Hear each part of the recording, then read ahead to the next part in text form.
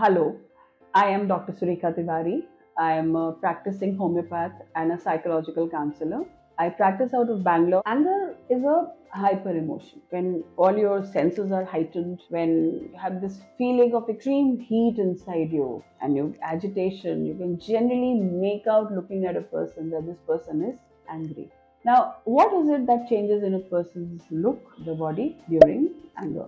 So, the first physiological change that has been often observed during anger is increased heart rate and increased BP. But if we club these together, then we will realize that the body has a sympathetic and a parasympathetic nervous system, what is known as the fight or the flight syndrome. So, when you're angry with somebody, right, you want to fight it. But when you sense that you're very angry and you're not in a position to fight back, and there is certain degree of antagonism from the other side as well, and your body starts deciding whether I'm not going to get into any combat, I'm going to take a flight. In both these conditions, it's like preparing for a war. So your body starts getting into first hyperventilation. The depth of your breathing reduces and the effectiveness of your breathing further goes down. The rate of breathing increases, and to match the rate of heightened respiration, your pulse rate also goes up. The heart rate goes up, and there is a certain degree of pounding in your chest, in your temples, which you can feel.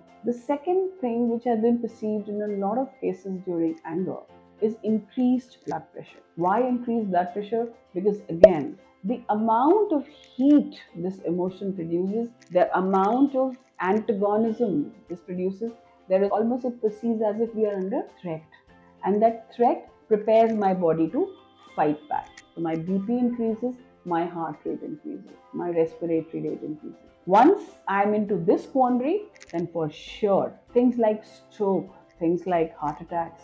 There have been enough Hindi movies to show that during a time of stress somebody has a heart attack. It's not from films, it is from reality. People do get strokes because of extreme amount of uncontrolled anger. Even from anger which has been suppressed or which is not found expression, there are places where we see that the person can have a lot of physical impacts.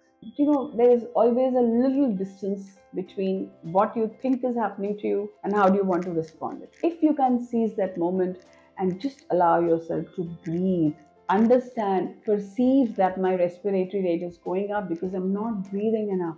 If you can take a long, drawn, deep breath and just calm yourself down, if you can just close your eyes so that you stop all stimulus for 30 seconds, you will start realizing that these things settle down immediately.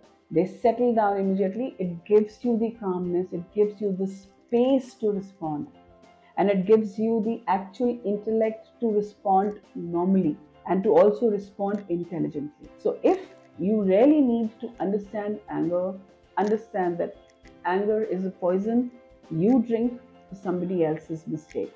Anger is always a response. Anger is not something which can happen without a response. It needs a stimulus for you to get into that state. If you can recognize the stimulus and just for 30 seconds turn away from it, you will not get into a frenzy, you will not get into an anger mode. You will get into a reasoning mode. And I'm very sure all of us can deal with reasoning.